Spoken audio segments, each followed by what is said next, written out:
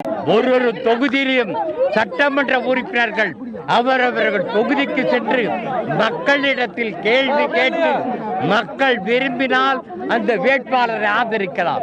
ஆனால் மக்கள் விரும்பாத ஒரு முதலமைச்சரை மக்கள் இவர்கள் ஆதரித்திருக்கிறார் என்றால் லட்சங்களா கோடிகளா? சிறைச்சாலையிலே வாடிக்கொண்டு சிறைச்சாலையிலே உள்ள சசிகலாருடைய குடும்பம் இன்றைய தினம் ஆதிக்கம் செலுத்திக் கொண்டிருக்கிறது. அம்மாவால் ஒதுக்கப்பட்ட தினகரன் இன்றைய தினம் துணை பொதுச் செயலாளர். யார் போட்டது? அந்த பொறுப்பே புரட்சி தலைவி இதுவரையிலும் போடவில்லையே. ஆனால் இன்றைய தினம் அந்த பொறுப்பு எந்த சட்ட விதிமுறைகளுக்கு கட்டுப்பட்டது? ஒரு கரம் யோசித்து பார்க்க வேண்டும் நண்பர்களே.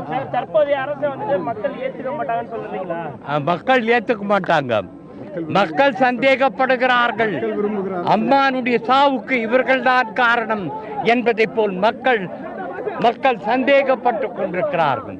நடராஜன் மருத்துவமனையிலே உட்கார்ந்து கொண்டு என்ன செய்தார் என்பதை மக்கள் சந்தேக கண்ணோட்டத்தோடு பார்த்து கொண்டிருக்கிறார். மக்கள் பொறுத்திருந்து பாருங்கள். தர்மத்தின் வாழ்வுதனை சூதுகவும், ஆனால் மறுபடியும் தர்மம் தான் வெல்லும் என்பதை கோடிட்டு காட்ட விரும்புகிறேன். நன்றி. அண்ணன் ஓபிஎஸ் தலைமையில் மீண்டும் நாங்கள் தர்ம யுத்தத்தை, அம்மானுடைய ஆட்சி தர்ம யுத்தத்தை நடத்தியதற்கு பிறகு அம்மானுடைய ஆட்சி நாங்கள் அமைப்போம்.